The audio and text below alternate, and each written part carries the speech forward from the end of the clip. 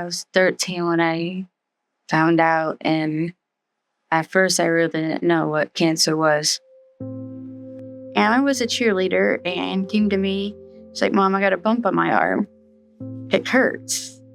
We go to the doctor, and he's like, "I think it's a pulled muscle. You're a cheerleader. You probably pulled it. It's just not relaxing. Ice it, go home. Call if it's out better in a week." Because in a week, the mass is bigger, and she's in more pain.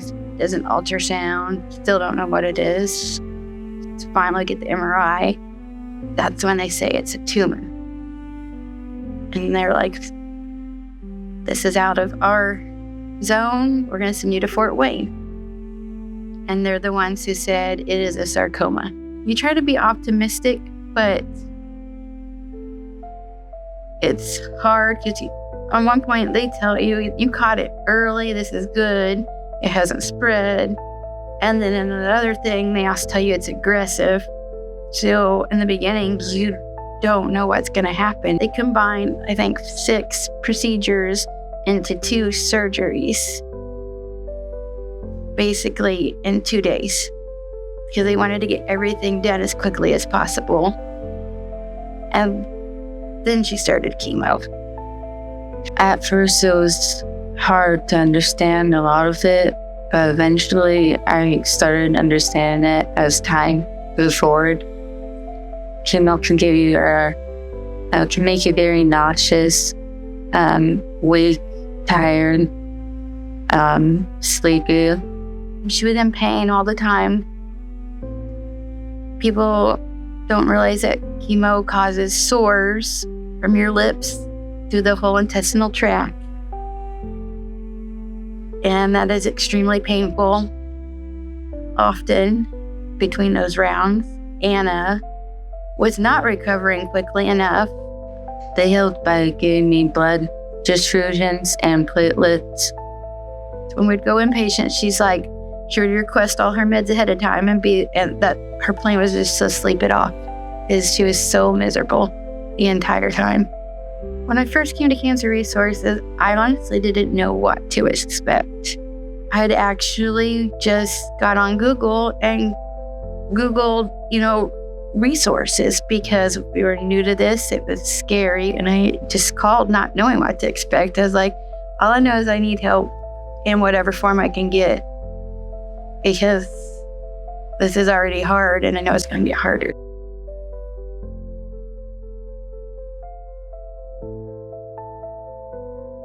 We had just found out that they wanted to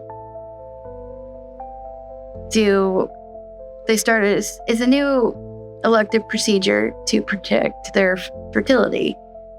But it was experimental at the time, and a lot of insurance if you're not having problems with it already, insurance doesn't want to pay for it.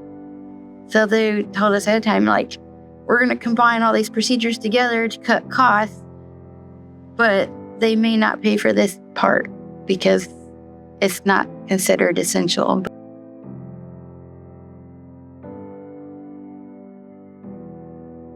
I know now it's no longer considered experimental because they've had enough success with it. I used to joke with people, I'm like, I'm paying rent on my grandchildren because you pay a storage fee I can't remember, is it Oklahoma? Yeah, it's in Oklahoma on ice in a storage facility.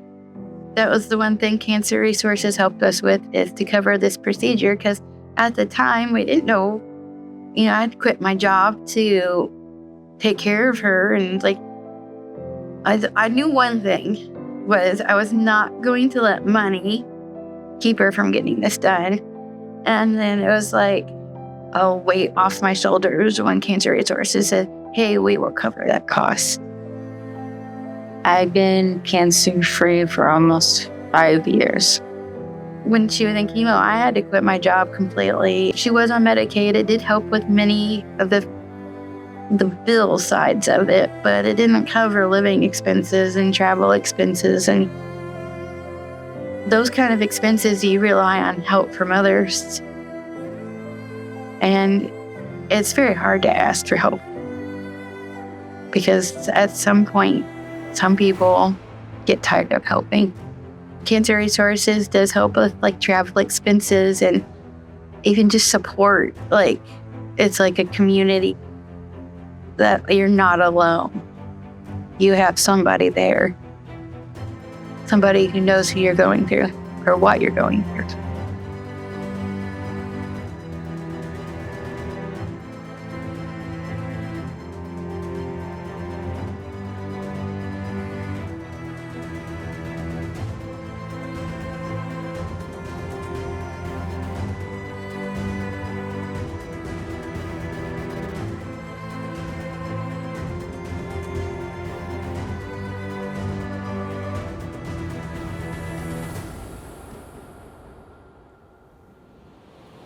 The plan is I start college next week.